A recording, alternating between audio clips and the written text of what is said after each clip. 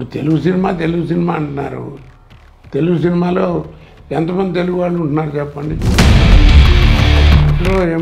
ఎవరేస్తున్నారన్న షాజీ షిండే అన్నాడు. అయితే వెంటనే ఆ డేట్లు ఇచ్చిన కాగితం చించేశారు.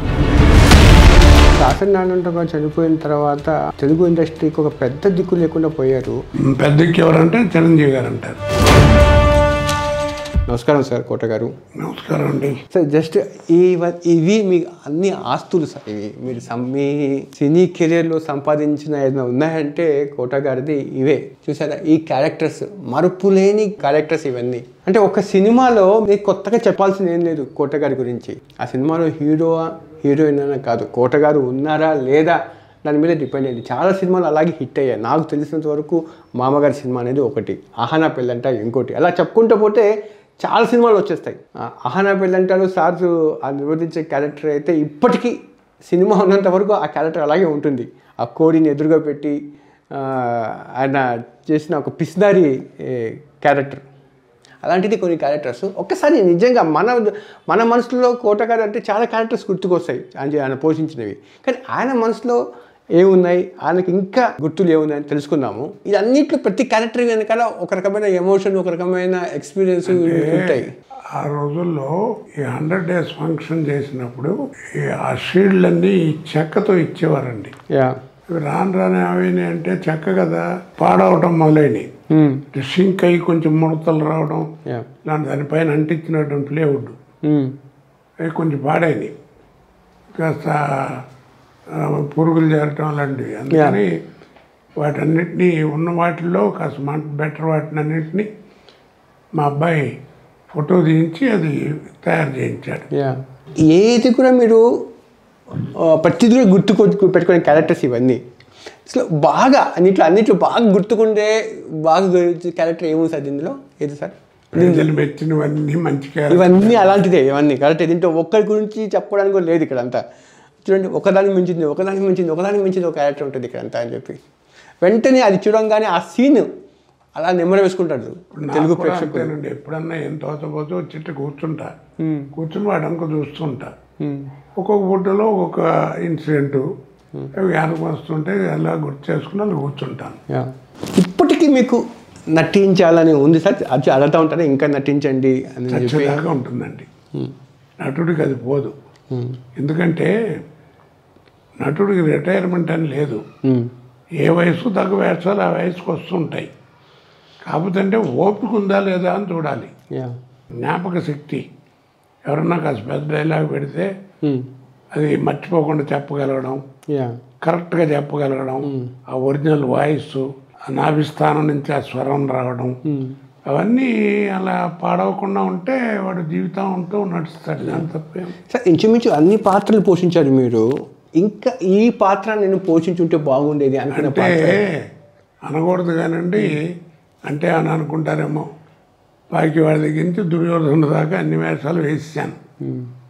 మీరు ఇప్పుడు అడిగింది ఏంటి, ఏదైనా వేయాలని ఇది వేసి ఉంటే బాగుండేది, ఈ పాత్ర మిస్ అయింది. ఇందాక మేము మాట్లాడుకునేటప్పుడు ఎన్టీఆర్తో నటించుంటే బాగుండేది. కైకాల సత్యనారాయణ గారి వరకు గొప్ప నటుడు, కాలం చేశాడు ఇండస్ట్రీకి. నిజంగానే చాలా లోటు అది.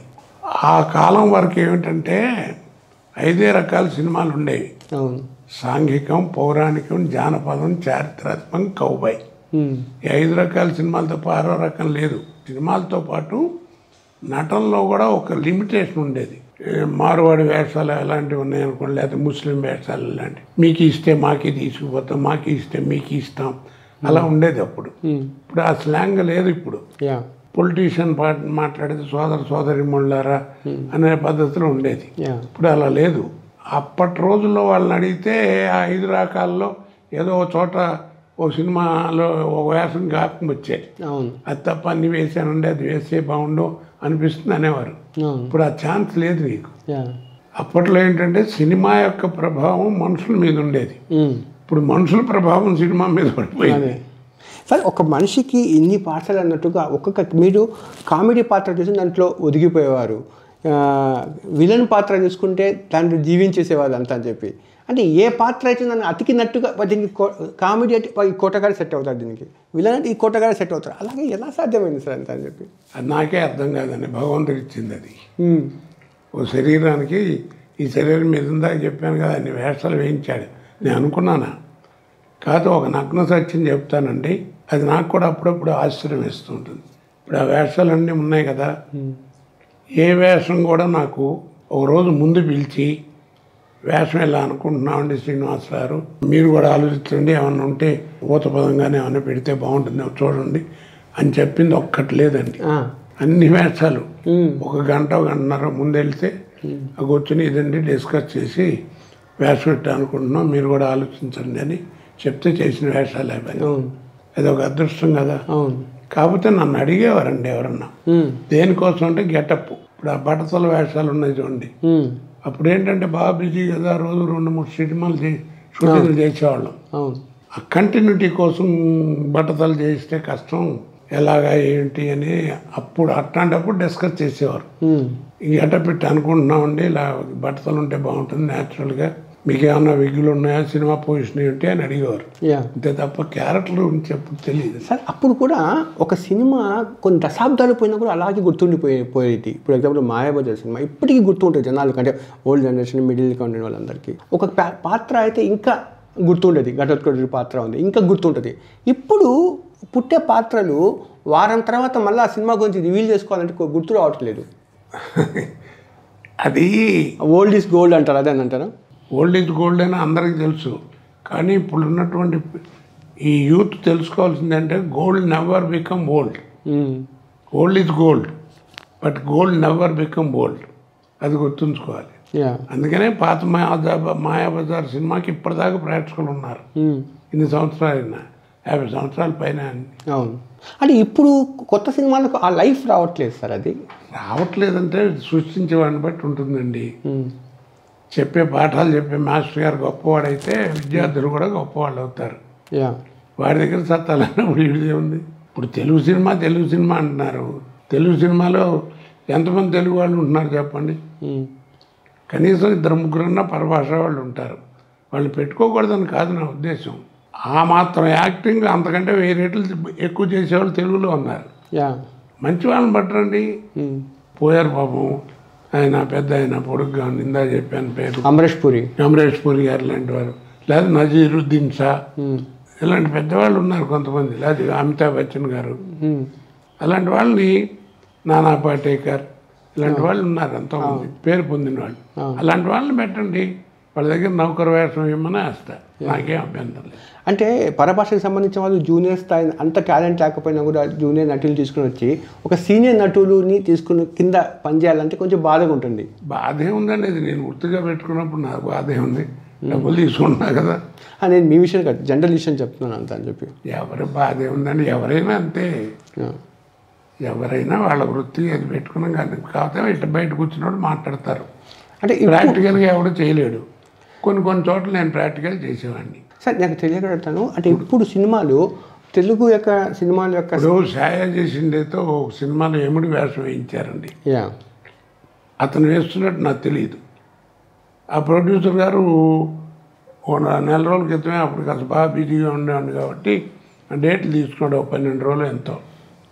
సరే మళ్ళా వచ్చి మళ్ళా సినిమా ఇంకొక 5-6 రోజుల్లో మొదలవుతుందనగా వచ్చి ఏదో చెప్పడానికి వచ్చారు. ఆ మాటల్లో ఎముడు వేస్తున్నారు, ఎవరు వేస్తున్నారు, నేను సత్యనారాయణ గారు అనుకున్నా, లేకపోతే ఆఖరికి చల్లపతిరావు గారన్నా వేస్తారనుకున్నా, మనకు తెలియదు కదా. నేను ఆ పద్ధతిలో ఎముడే ఎవరు వేస్తున్నారన్నా, షాజీ షిండే అన్నాడు. అయితే వెంటనే ఆ డేట్లు ఇచ్చిన కాగితం చించేశా.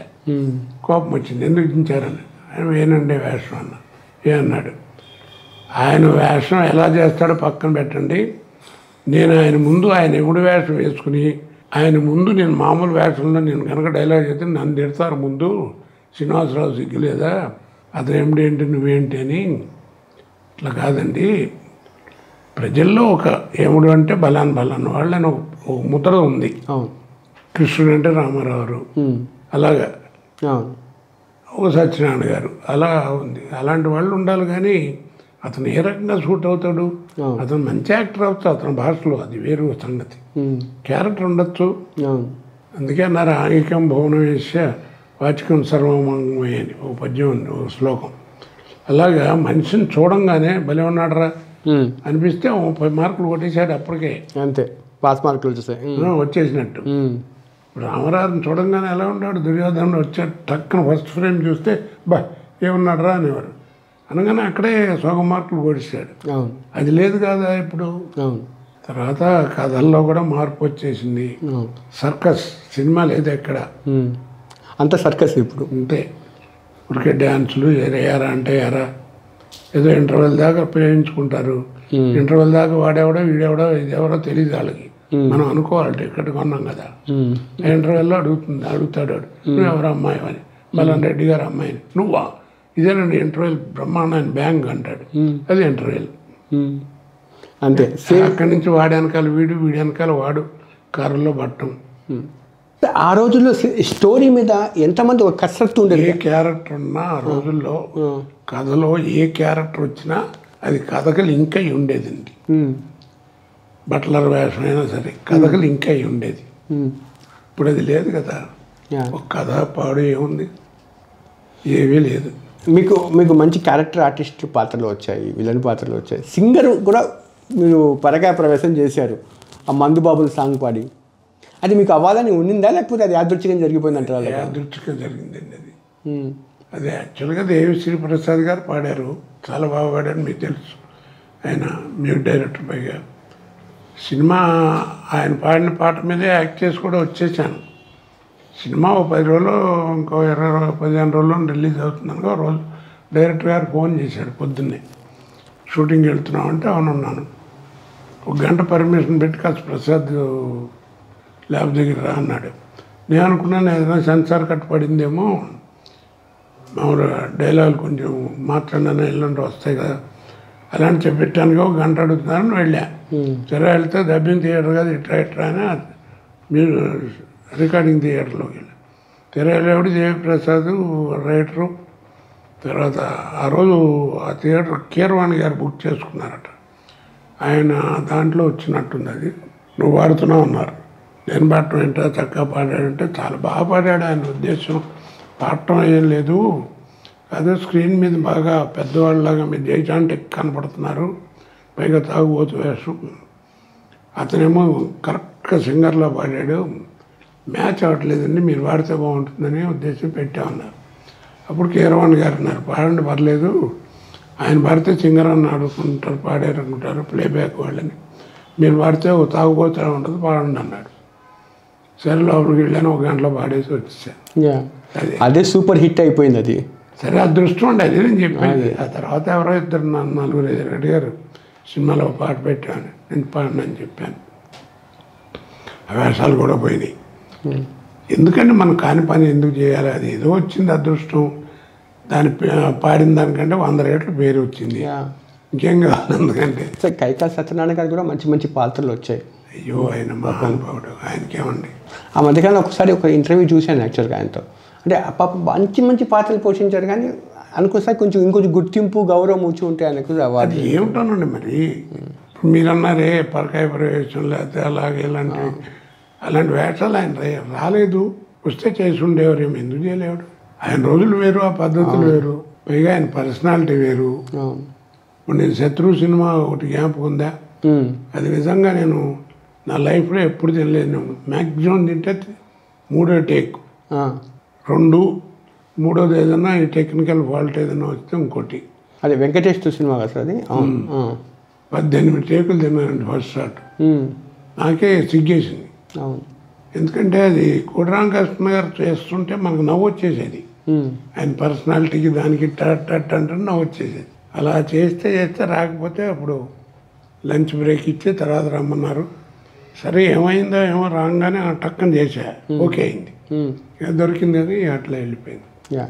సార్ ఇప్పుడు మన హిందీలో అంతా నేషనల్ వైడ్గా ఒక చిన్న మార్పు అయిందంటే బ్లాక్ కామెడీ అని చెప్పి స్టార్ట్ అయింది ఇప్పుడు అంతా. బ్లాక్ కామెడీ అని చెప్పి, బ్లాక్ కామెడీ చీకట్లో చూడాలి, దాని పేరు అలా పెట్టేంత అని చెప్పి చీకట్లోనే యాక్ట్ చేస్తారు. మీరు చూసారు సార్ అలాంటివి, ఫాలో అయ్యారా ఈ మధ్య నేషనల్ అంటే? ఇప్పుడు అప్పుడు కామెడీలో ఒక టైమింగ్, ఒక సెన్స్ అలా ఉండేది అంతా అని చెప్పి. ఇప్పుడు జస్ట్ కామెడీ అంటే ఎలా అయిపోయిందంటే ఏదో బూతు మాట్లాడడం ఒకటి కామెడీ లాగా అయిపోయింది ఇప్పుడు అంతా. పుసుక్క నవ్వు రావాలండి. వాళ్ళు ఏమంటారంటే అదే చూస్తున్నారండి అందుకే అది ఇస్తున్నాం అంటారు. వాళ్ళ కర్మ ఏం చేస్తారు, అది తప్పలేనప్పుడు. మనకేంటంటే పాతది మాయాబజారు, పాత సినిమాలు అని తెలుసు కాబట్టి ఇప్పటికప్పటికి తెలుస్తుంది. అప్పటిది నిజంగా హాస్యం, ఇప్పటిది కామెడీ లేదండి. హాస్యానికి కామెడీ తేడా ఉందంటారు? డెఫినెట్గా ఉంది. అది తల్లిపాలు ఇది డబ్బాపాలే ఉంది. అప్పుడు హాస్యం ఏంటంటే జంజాల గారు వాళ్ళు తీస్తే ఆ సిచ్యుయేషన్ ఏదైనా కోడి కట్టుకోవడం అలాంటివి అన్నారు చూడు. అవును. ఎవరైనా ఎప్పుడైనా ఏ వయసు వాడైనా ఏ టైంలో అయినా ఎక్కడైనా ఎప్పుడైనా చెప్పుకోవడానికి వీలుగా ఉండేవి. సరే జంజాల గారు రాసింది కదా సార్ ఆ సీన్ కూడా, ఈ కోడి కట్టే సీన్ కూడా అది ఆయన సబ్జెక్టే అయింది. ఎలా వచ్చింది సార్ ఆయనకు ఆ థాట్ కూడా అలా ఉందని? ఎలా వస్తుందంటే ఏం చెప్తాను, ఎప్పుడు ఎందుకంటే అది బాగా విపరీతంగా బ్రెయిన్లో థాట్లు ఇలా ఉన్నాయంటే ఎలా తెలుస్తుంది? ఎప్పుడు డిస్కషన్ ఆ సీన్ సంబంధించిన డిస్కషన్ ఏం గుర్తుందా సార్ నెంబర్ వేసుకొని? అంటే జంజాల గారు ఒకరు, బాపు గారు ఒకరు అండి. అవును. నా దృష్టిలో నేను ఎప్పుడూ అంటే బాపు గారి దగ్గర 3-4 సినిమాల కంటే చేయలేదు. వాళ్ళిద్దరి దగ్గరికి నా అభిప్రాయం ఏంటంటే నేను ఎప్పుడు యాక్ట్ చేసి ఇది ఎట్లా చేయాలి వేషం అనేది ఎప్పుడు ఆలోచించలేదండి. వాళ్ళు చెప్పినట్టు చేయగలిగితే గొప్ప. జంజాల గారు మనకి ఈ సీన్ ఇది అని చదివి వినిపిస్తాడు. అసలు అవి వింటున్నప్పుడే మనం చెక్కలైపోద్ది మనకు నవ్వు. అవునా సార్? అంటే అంత మాడ్యులేషన్ ఎవరి క్యారెక్టర్ వాళ్ళు చెప్పి. ఆయన పెద్ద యాక్టర్ అండి, సినిమాలో సక్సెస్ కాలేకపోయాడు కానీ చాలా గొప్ప డైరెక్టర్, గొప్ప ఇది. అలాగే బాపు గారు న్యాచురల్గా ఉంటుంది. మీకు అనిపించిందా సార్ ఈ సీన్ అంతగా, అంటే సినిమా ఉన్నంత వరకు ఈ సీన్ గుర్తుండిపోతుంది అన్న సీన్ చేయబోతున్నాను నేను మీకు ఇప్పుడు అని? ఆ రోజు దాకా నాకు తెలియదండి ఆ సీన్ ఉందని. ఎప్పుడన్నా కథ చెప్తేగా మనకి. అవును. మనం వింటే ఆ టైం కూడా లేదు, ఏదో అయిపోయింది అంతే. దానికి మనం ఏం చేయలేమండి. ఆ వచ్చేవాళ్ళు అలా జరుగుతుంటాయి కొన్ని. నాకు ఒకసారి పద్మశ్రీ బిరుదు వచ్చినంత సంతోషం వేసిందండి. ఒకసారి బాపు గారి సినిమా చేస్తున్నా సార్, ఏమీ లేదండి, ఆయన చెప్పినట్టు చేయగలిగితే చాలు. మనం ఒక డైలాగ్ ఏదో పడుతోంది, సరిగ్గా చెప్పలేకపోతుంది, నాకే అనిపిస్తుంది అది పట్టేస్తుంది. టేక్ అంటే 1 నిమిషం సార్ ఆగండి అంటున్నా. ఏమిటంటే ఇలా డైలాగ్ పడుతుందన్న. ఏం పర్లేదు కోటగారు, నేను విన్నాను, మీరు కూడా అప్పుడప్పుడు విసుకుంటుంటారు కదా, ఏదైనా కామెడీ దొరికితే పెట్టేయండి పర్లేదు, అది రాకపోతే అన్నాడు. తప్పండి, అలా కాదు, రావణ గారు ఉన్నారు పక్కనే, వారు రాశారు, అంత గొప్ప రచయిత, నేను అట్లా చేయాలని నేను ట్రై చేస్తాను, మీరు అలా అంటారు ఏంటన్నాను. ఏదో షార్ట్ అయిపోయింది అట్టగొట్టు. తర్వాత రమణ గారు పిలిచారు, రావయ్యా అని. సరే వెళ్ళాను. కోటగారు కూర్చోండి అన్నారు. కూర్చున్నా ఎదురకుండా బాబు గారు, మీకు తెలియని విషయం చెప్పండి సార్ అన్న. ఈ బాపు రావణులు నీ ఫ్యాన్ అయ్యా అన్నారు. నీ ఫ్యాన్స్ అయ్యా అన్నారు.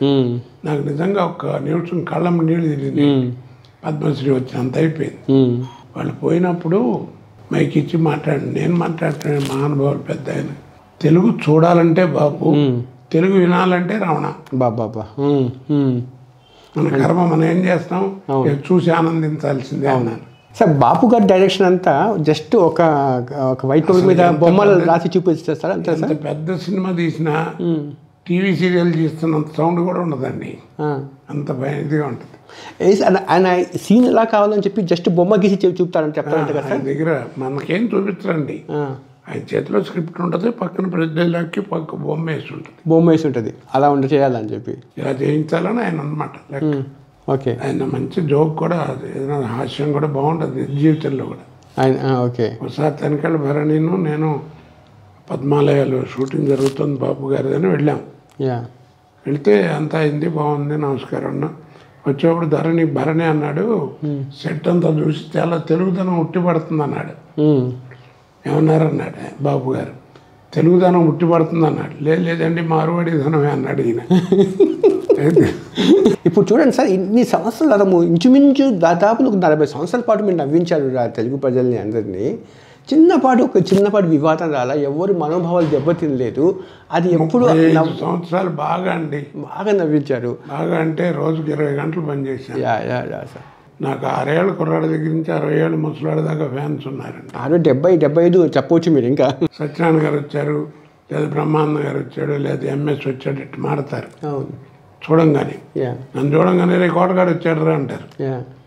కోటగాడు అంతే కదా, ఓన్ చేసుకోవడం అది ఆప్యాయత అండి. అంతే. నేను ఎంత ఆనందపడతాను అటు పిలుస్తాను, పిల్లలు పిలుస్తుంటారు రే కోటగాడు రాని, ఆనందపడేవాడిని. అది రావాలండి మనిషికి. గాడు కాకపోతే గాడు అంటే ఓనింగ్ అంతే అని చేసుకోవడం అంతే. ఓన్ అంటే గారు అన్నాడంటే వాడు గౌరవించినట్టే, ఫీల్ అయినట్టు కాదు. అవును. అది సార్ ఇప్పుడు సినిమాలో బాగా బిజీ ఒక స్టార్డంలో ఉన్నప్పుడు మీకు పాలిటిక్స్లోకి వెళ్ళారు కదా, అది మీకు అంటే మీకు ఇష్టంగానే వెళ్ళారా లేకపోతే ప్రెజర్ చేశారు సార్? ఇష్టం లేకపోతే ఎవరు చేయిస్తారండి, ఇష్టం లేకపోతే ఎవరిని ఏం పని చేయించలేము. అవును. అప్పట్లో ఏంటంటే నాకు మొదటి నుంచి వాజ్పేయి గారు అంటే నాకు చాలా ఇష్టం. అవును. చాలా మామూలు కాదు, చాలా ఇష్టం. అంటే క్యాస్ట్ ఇదాలు లేకపోతే అట్ట కాదు, కానీ ఆయన భావాలు ఆయన పద్ధతి నాకు బాగా నచ్చాయి. ఆ తర్వాత ఏమైందంటే ఆయన మీద అభిమానంతో పార్టీ మీద కూడా అభిమానం పెరిగింది. ఈ ఎలక్షన్లో నుంచున్నప్పుడు చాలామంది విద్యాసాగర్ గారు, కిషన్ రెడ్డి గారు వీళ్ళందరూ కూడా అడ్వర్టైజ్మెంట్కి వాళ్ళ ప్రాపకాండకి తీసుకెళ్ళేవారు. వెళ్ళంగానే సినిమా యాక్టర్ వచ్చాడంటే ఇక పల్లెటూళ్ళలో విపరీతం కదా, విపరీతంగా జనం రావడం, నేను మాట్లాడిన డైలాగ్ విపరీతం నవ్వడం చేయటం బాగా చూశారు. అప్పుడు మన పార్టీ కూడా అవసరం, ఇతనికి అభిమానం కూడా ఉంది కదా పార్టీ మీద అని గట్టిగా పట్టుబట్టి నిలబెట్టించారు విజయవాడకి. విద్యాసాగర్ గారు గెలిచారు. మళ్ళీ ఎందుకు వద్దనుకున్నారు సార్, కంటిన్యూ చేయదలుచుకోలేదు ఎందుకు? ఓ సంవత్సరం 5 సంవత్సరాలు తక్కువ పనిచేశానండి. అవును, నాకు అర్థమైపోయింది మన యాటిట్యూడ్కి పనికి రాదని. సార్ ఇప్పుడు నాకు తెలియకడతాను, ఇప్పుడు సినిమాలు అందరూ ఎక్కువగా బాగా కొడుతూ ఉంటారు కదా, ఏది కూడా ముక్కుసూటిగా మాట్లాడే తత్వం ఎక్కడ కనిపించదు అంతా అని చెప్పి ఎక్కువ అంటే పొగడుతూ ఉంటారు. కానీ మీ ముక్కుసూటితనము అలా ఉండడం వల్ల కొంచెం ఇబ్బందులు ఎక్కడ ప్రాక్టికల్గా రాలేదా సార్? ఇబ్బంది అని నాకు ఆ టైం అంటే గొప్ప చెప్పడం కాదండి, నాకు టైం ఉండేది కాదు. గురుగారు కోరజనాథరావు బాగా తాగుతాడనేవారు, మీరు కూడా వినుంటారు. అవును, నేను విన్నాను. ఆ పాట మీరు పాడిన తర్వాత ఇక కన్ఫర్మ్ అయిపోయింది ఇంక తాగుతారేమో అని. విపరీతంగా తాగుతాడని అనేవారు యాక్ట్ చేసే రోజుల్లో. ఏదైనా 2 పెగ్గులేసి పడుకోవా అని అందరూ అంటే సరే అని పడుకునేవాళ్ళు. మ్యాక్డల్ బ్రాండీ, బిస్కెట్ బ్రాండీ అనేవారు అప్పుడు. అంతేనండి. ఆ తర్వాత ఏమైందంటే 3 పడుకుంటే మళ్ళీ 5:30 కల్లా గుడ్ మార్నింగ్ సార్ అంటూ కాఫీ కూడా లేపేవాడు. లేవంగానే ఆ గుడ్ మార్నింగ్ రానంగానే వాసన వేసేది, ఎందుకంటే ఒక రౌండ్ కూడా తిరిగేది కదా. వాసనగానే వాడు బయటకు పోయి తెల్లవాళ్ళు తాగుతారు బాబు కంపు అని వాళ్ళు వినేవాడు అనుకుంటారు, నిజం అనుకుంటారు కదా. అంతే కదా. అలా ఇప్పుడు సినిమా వాడికి అది ఒక పెద్ద బ్యాడ్ ఇదండి. మనం చేసేది సినిమా వాడు అంగుళమే, కానీ వాళ్ళు చెప్పేది పెద్ద స్కేల్ అంత చెప్తారు బయట. అవును, అంటే గ్లామర్ ఇండస్ట్రీ కాబట్టి ప్రభావశీలంగా ఉంటారు కాబట్టి. వద్దని 10 మందిలో ఉన్నాయి. ఇప్పుడు అది పొలిటికల్ వాళ్ళకి వచ్చేసింది. ఇప్పుడు వచ్చేసింది. అవును సార్, ఇప్పుడు మీరు 22 years పాటు బ్యాంక్ ఎంప్లాయీకి ఉన్నారు. అట్నుంచి సినిమా నుంచి మధ్యలో ఒక చిన్నపాటు నేను 20 సంవత్సరాలు పనిచేశాను బ్యాంకులో. మిగిలిన సంవత్సరంన్నర ఆ లీవు ఈ లీవు అని ఏదో మొత్తం మేనేజ్ చేశాను, కానీ తర్వాత వాళ్ళే తీస్తారు. ఏదో ఉత్తరం రాశారు, 1 డేట్ లోపల నువ్వు చేరకపోతే it is deemed that you are not interested in this profession అని రాశారు. ఆ ఉత్తరం అందేపటికి నాకు 8 రోజులు అయిపోయింది. అప్పటికి ఏదో బెంగళూరులో ఉన్నాను అప్పుడు షూటింగ్. సార్ ఇప్పుడు బ్యాంక్ నుంచి సినిమాలోకి వచ్చారు, మధ్యలో షార్ట్ బ్రేక్ తీసుకుని పాలిటిక్స్లో వెళ్ళారు, మళ్ళీ సినిమా కంటిన్యూ చేశారు, మళ్ళీ పాలిటిక్స్ నుంచి వద్దని చెప్పి మళ్ళీ సినిమాలోనే కంటిన్యూ అయ్యారు. సినిమాలో ఎప్పుడైనా ఏదైనా చిన్న సంఘటన ఇంకా వద్దులే ఇక్కడ మనం ఇమ్మలేము నా మనస్తత్వానికి అనిపించిన ఉందా సార్? నాకు అసలు ఆలోచించే టైం ఉండి వచ్చేది కాదు. నెల 15 రోజులు 2 నెలలకు ఫ్యామిలీని చూసేవాడిని. ఎప్పుడైనా బెంగళూరులో హోటల్ బాగా దొరికితే బట్టలు మంచి అని అంటే పిల్లలు కొనుక్కొచ్చేవాడిని. కొనుక్కొస్తే వాళ్ళు పెద్దవాళ్ళు అయిపోయారు, షార్ట్ అయిపోయింది. ఇప్పటికి కూడా నేను బాధపడేది అదేనండి, పిల్లలు వాళ్ళ చదువులు సంధ్య ఆప్యాయత అది నేను పోగొట్టుకున్నాను. 40 ఏళ్ళు 35 ఏళ్ళు బాగా. ఇప్పుడు ఏడుస్తుంటాయి, ఏం సుఖం. అంటే ఈరోజు అంటే సినిమాలే కాకుండా చాలా జీవితాన్ని చూశారు మీరు, చాలా అనుభవాన్ని వెలకట్టింది మీరు సాధించింది. అంటే ఈరోజు అసలు పేరెంట్స్కి పిల్లలకు రిలేషన్స్ సరిగ్గా లేవు సార్ ఇళ్లలో, ఎందుకంటారు సార్ కారణము? అది ఇద్దరు పొరపాటు ఉందండి. పెద్దవాళ్ళు పని చేయట్లేదు, చిన్నవాళ్ళు వాళ్ళు ఇది లేదు. చాలామంది తండ్రులు సిగరెట్ తాగేవారు, చుట్టు తాగేవారు. ఎప్పుడన్నా రూపాయి సిగరెట్ బయట కొనుక్కురానని నాన్న ఇస్తే కొనుక్కొచ్చేవాళ్ళం. అదే మరి మీ అబ్బాయి చెరుకు తాగుతున్నాడని ఎవరైనా చెప్పారనుకోండి, బీడీ తాగుతున్నాడు, ఇంటికి వచ్చేప్పటికి నవరతాడు నానేసి పెచ్చగొట్టు కూడా చర్మం ఊడేది. వాళ్ళకి తెలియదు ఆ పొగ తాగటం తప్పని. మరి తాగారుగా, మరి ఎందుకు కొట్టారు అంటే అప్పట్లో డిసిప్లిన్ ఏంటంటే నీ వయసు ఏంటి, నువ్వేంటి చేసే పనులు. ఓకే, ఇప్పుడు పెద్దవాడు అవుతున్నాగా, ఇప్పుడు ఒక 25 ఏళ్ళు వచ్చిన ఎప్పుడైనా తాగుతున్నాం అనుకోండి సిగరెట్లు, డాక్టర్ దగ్గరికి వెళ్ళామనుకోండి నీ దగ్గర ఒగ్గు వస్తుంది, సిగరెట్లు మానేయండి అంటారు, లేకపోతే ఊపిరితిత్తులు దెబ్బతింటే అంటారు. ఓహో అనుకుని కొంచెం మానేయడానికి అవకాశం ఉంటుంది. ఆ వయసు పిల్లలకి ఏం ఉంటుంది. ఒక సినిమాకి ఇప్పుడు పిల్లలతో కలిసి ఒక పేరెంట్స్ వెళ్ళే పరిస్థితి కనిపించట్లేదు కొన్ని దృశ్యాల కారణంగా. అది మీరు నేను అనుకోకర్లా, ప్రొడ్యూసర్లే చెబుతున్నారు ఇది కుటుంబ సమేతంగా చూడతగ్గ చిత్రం సార్ అని. ఎలాగ కుటుంబ సమేతంగా కళ్ళ ముందే పిల్లలు పక్కన కుటుంబ సమేతంగా చూడదగ్గ చిత్రం అని ప్రొడ్యూసరే చెబుతున్నాడు అడ్వర్టైజ్మెంట్. అన్నమయ్య అన్న పక్కింటి వాళ్ళతో చూసామా కదా. కాబట్టి అది నువ్వు చెప్పక్కర్లా. ఇదివరకు ఏమిటంటే ప్రొడ్యూసర్స్కి ఇప్పుడు రామనాయుడు గారు, జగపతి రాజేంద్ర ప్రసాద్ గారు, పిఏపి సుబ్బారావు గారు, మహానుభావులు అందరూ సినిమాలు తీశారంటే వ్యాపారంగా ఎంత తీసినా వాళ్ళకి ప్రజలంటే ఒక చిన్న భయం. మన బ్యానర్ నుంచి సినిమా వెళ్తుందంటే ప్రజలు కొంత ఎక్స్పెక్ట్ చేస్తారు, జాగ్రత్తగా ఉండాలంటే కొంచెం ఉండే. అంటే జనం చూస్తున్నారు కాబట్టి మీరు తీస్తున్నాం అంటున్నారు కదా. అదే చెప్పేది, నువ్వు తీసేది అదైతే జనం ఏం చేస్తారు, అదే చూస్తారు. అంటే మనకు కూడా కొంత సోషల్ రెస్పాన్సిబిలిటీ ఎక్కడ అది వాళ్ళకు ఉండాలండి. ఎప్పుడు కూడా బయట ఇప్పుడు మాస్టర్ గారు దగ్గరికి ఎందుకు పంపిస్తారు? ఓకే, వైద్యో నారాయణ హరి, అలాగే డాక్టర్ ఎలాగో గురువు. ఎందుకు పంపిస్తాం? నాన్న చెప్పలేక. నా ప్రకారం నొక్కే కరెంట్ స్విచ్ ఉంది కదండి, అది ప్రొడ్యూసర్ అండి. రైటర్ రాసిన దానికి, డైరెక్టర్ అనుకున్న భావాలకి, ఆయన కెమెరా తీసేవాడు, అన్నిటికీ అన్నీ కలిపి బయట పెట్టేది ఎవరు? యాక్టర్. ఇవన్నీ కలిసి ఉంటాయి వాడు యాక్షన్. ఇవన్నీ బయటకు వచ్చి కనపడిన కరెంటే డైరెక్టర్. ఇప్పుడు ఎవరిని నిందించాలి మనం ఇక్కడ ఈ సిచ్యువేషన్కి?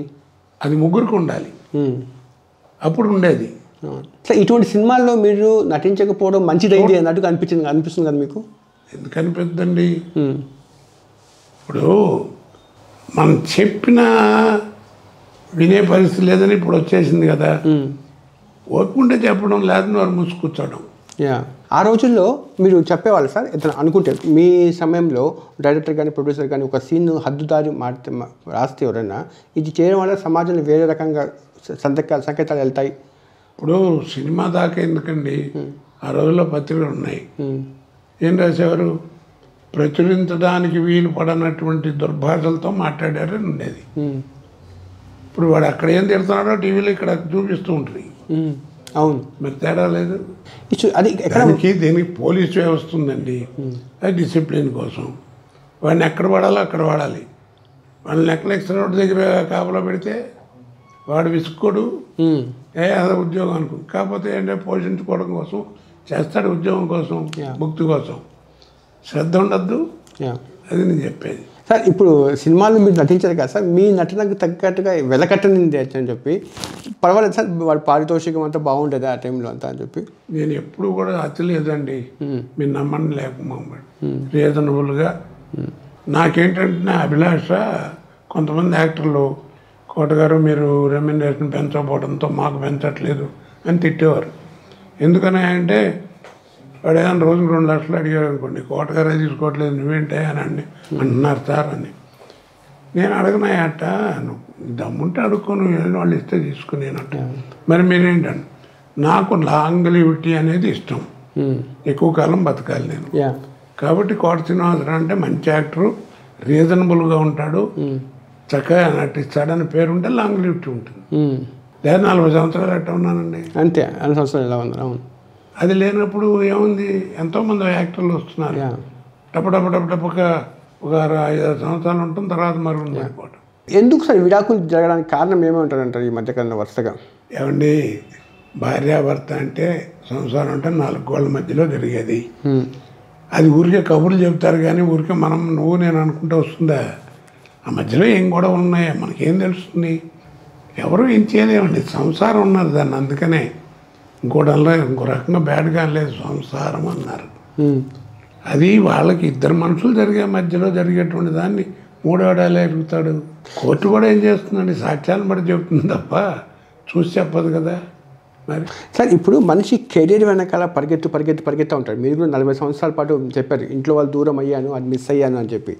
ఇలా పరిగెత్తమంటే ఎక్కడ సార్, ఎక్కడో ఒక చోట కెరీర్ని పర్సనల్ లైఫ్ని న్యాయం చేసే విధంగా మనిషి ఎలా ప్లాన్ చేసుకోవాలి జీవితాన్ని అంటారు? ఏం ప్లానింగ్ ఏమి ఉండదండి. జీవితమే నీ గురువు. నీ ఏజ్ని బట్టి నీకే వస్తాయి ఊహలన్నీ. నీకుండేటువంటి బాధ్యతలు ఉంటాయి. పిల్లలు పుట్టక ముందు ఒక రకంగా ఉంటుంది ఫ్యామిలీ లైఫ్, పిల్లలు పుట్టిన తర్వాత ఒక రకంగా ఉంటుంది, పిల్లలు పెద్దవాళ్ళు అయిన తర్వాత ఇంకో రకంగా ఉంటుంది కదా. మరి మనిషి ఇప్పుడు సార్ కెరీర్ ఇప్పుడు సంతోషాన్ని ఎక్కడ ఎత్తుకోవాలో అర్థం కావట్లేదు. అంటే సంపాదన ద్వారా వచ్చే కృత్రిమమైన దాని మీద సంతోషాన్ని ఎత్తుకోవాలి అంటే ఇంకా ఎక్కడ ఆనందపడాలి మనిషి? అసలు సంతోషం అనేది ఎలా ఉంటుందో తెలిస్తే ఆనందపడటం ఎట్టగానో తెలుస్తుందండి. సంతోషం అంటే ఏమిటి? అదే సంతోషం, మానసికంగా హ్యాపీగా ఉండటం. మానసికంగా, అవును. అంతకంటే ఇంకో సంతోషం లేదు నా ప్రకారం. మానసికంగా హ్యాపీ ఎలా ఉంటాడు, ఎక్కడ ఉంటాడు, ఏ విధంగా? తృప్తి, సెల్ఫ్ కంటెంట్. ఇప్పుడు కానిస్టేబుల్ ఉద్యోగం ఉంది, కలెక్టర్ గారు ఉద్యోగం ఉంది, రెండుకి జీతాలు ఎంత తేడా ఉంటాయి? అవును. కానిస్టేబుల్ అనుకోవాలి వచ్చేది మనకి ఎంత, దీంట్లోనే మన సంసారం పోషించుకోవాలి. ఎక్కువ సంసారం ఉండకూడదు, తక్కువ సంసారం ఉండాలి. ఇవన్నీ ఒకరు చెప్పేది ఏముంది, అడ్వర్టైజ్మెంట్లు వస్తున్నాయి, అన్నీ వస్తున్నాయి. సార్ మనిషి బతకడం రెండు సార్. సమాజానికి భయపడు జాగ్రత్తగా వాళ్ళు దగ్గర పెట్టుకుని బతకడం ఒకటి, ఇష్టం వచ్చినట్టుగా బతకడం ఒకటి అంత అని చెప్పి. ఈ రెండిట్లో మీరు ఏ లైఫ్ని లీడ్ చేశారు సార్ ఎక్కువగా? బాధ్యతల్ని సమాజాన్ని దృష్టిలో పెట్టుకుని బతికేవాడే గొప్పవాడండి. నా ఇష్టం వచ్చినట్టు బతుకుతానంటే రిజల్ట్ ఏమవుతుందో మీరు చూస్తూనే ఉన్నారు కదా అన్నీ.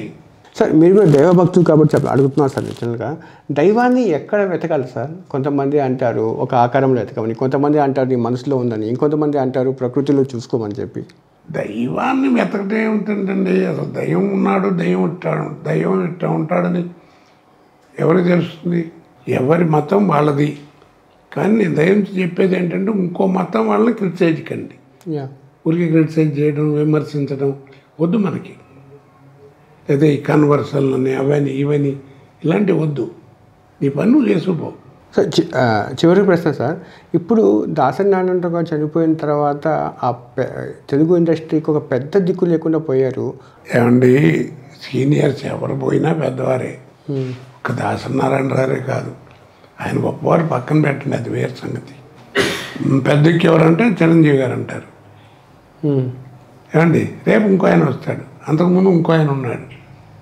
అప్పటిదాకా కృష్ణరాజు గారు అన్నారు, అప్పటిదాకా కృష్ణ గారు అన్నారు, సోమన్ బాబు గారు అన్నారు, తర్వాత చిరంజీవి గారు వచ్చారు, తర్వాత ఇంకోళ్ళు వస్తారు, ఇప్పుడు ఇంకోళ్ళు ఆయన ఎవరు వస్తున్నారు. అలా దానికి ఏం పెద్ద దిక్కు అనేది ఏముందండి? ఎవరి ఎగ్జిట్, ప్రతివాడి ఎగ్జిట్ మనకి ప్రతి లోపమే. ప్రతివాడి ఎంట్రన్స్కి ఒక ఎగ్జిట్ ఉండాలి. కాబట్టి ఏదో నడుస్తూ ఉంటుంది. కాకపోతే ఏంటంటే మనం చేయాల్సింది ఏంటంటే రామాయణం, భారతం, బైబిల్ లాగా, అలాగే మీ ఖురాన్ లాగా వీటిలాగా వాటిలో చెప్పినటువంటి మంచి మాటలు, మంచి వాటిని దృష్టిలో పెట్టుకుని వాటిని సాధన చేయాలి. నేను 58 నుంచి 85 దాకా నాటకాలు వేసాను. అన్ని సంవత్సరాలు పట్టింది నటుని అనిపించుకోవడానికి. ఏదో ఇన్స్టిట్యూట్లో చేరాను, 2 నెలలు 3 లక్షలు తీసుకున్నారు ఫీజు, నేర్చుకొచ్చాను యాక్టింగ్. 2 నెలలు నేర్పేది ఏముందండి? అవును. అసలు ఏదో ఒకటి మర్చిపోతున్నారండి వీళ్ళందరూ. 2 విషయాలు. Director must be an accountant. డబ్బుకి కాదు, ప్రతిదానికి అకౌంటెన్సీ ఉండాలి. Dialogue accountancy, screen play accountancy, editing accountancy, music accountancy, dialogue అన్నీ ఉండాలి. ఏదో బీటెక్ చదివచ్చాను, అది చదివచ్చాను, లటకన వస్తే ఏముంది, స్టార్ట్ కట్టు అంటే అయిపోద్దా? తర్వాత ఈ పిల్లలందరికీ నేను చెప్పేది ఏంటంటే విజ్ఞానం పెంచుకోండి, జ్ఞానం పోగొట్టుకోకండి, సాధన చేయండి, వాదన చేయకండి. అన్నిటికంటే తర్వాత నేను ముఖ్యంగా అందరికీ చెప్పేది ఏంటంటే నమస్కారం పెట్టి చిన్నపిల్లల్ని అందరికీ చెప్పేది ఒకటే మీ టీవీ ద్వారా, తల్లిని తల్లిగా చూడండి చాలు, తల్లిని తల్లిగా ప్రేమించండి చాలు, అన్నీ వస్తాయి నీకు. అంత అర్థం ఉంది సార్ ఆ ప్రేమలో. అందుకే తల్లి అన్నారండి. భాషను మాతృభాషను ఎందుకన్నారు? తల్లితో సమానం ఎందుకన్నారండి? తల్లిలో అంత ఉంది, మాతృత్వంలోనే ఉంది ఆడజన్మ సార్థకం. తెలుగులో పాట లేదు, విన్నారుగా. మరి ధన్యవాదాలు సార్. నమస్కారం అండి. ఓకే, ఏదో మీ ద్వారా నా భావాలు ఏవో మంచో చెడ్డో చెప్పాను. విన్నటువంటి ప్రేక్షకులు కూడా విన్నవి మంచివైతే గుర్తుంచుకుని పాటించండి, చెడ్డవైతే వదిలేయండి, తిట్టకండి. నమస్కారం. నమస్కారం సార్. నమస్తే, నేను మీ జాఫర్. మీకు నేను మా టీం చేసే వర్క్ నచ్చితే మీరు సబ్స్క్రైబ్ చేయడం మర్చిపోవద్దు. సబ్స్క్రైబ్ చేయడంతో పాటు పక్కన ఉండే బెల్ ఐకాన్ కూడా ప్రెస్ చేయండి. 85% వాళ్ళు జస్ట్ ఛానల్ మీదకి వచ్చి కంటెంట్ చూసి వెళ్ళిపోతున్నారు తప్ప సబ్స్క్రైబ్ చేయట్లేదు. దీనివల్ల ఏంటంటే మేము తయారు చేసే కంటెంట్ మీ దాకా రావట్లేదు. మా రిక్వెస్ట్ ఏంటంటే ప్లీజ్ సబ్స్క్రైబ్. ఇట్లు మీ జాఫర్.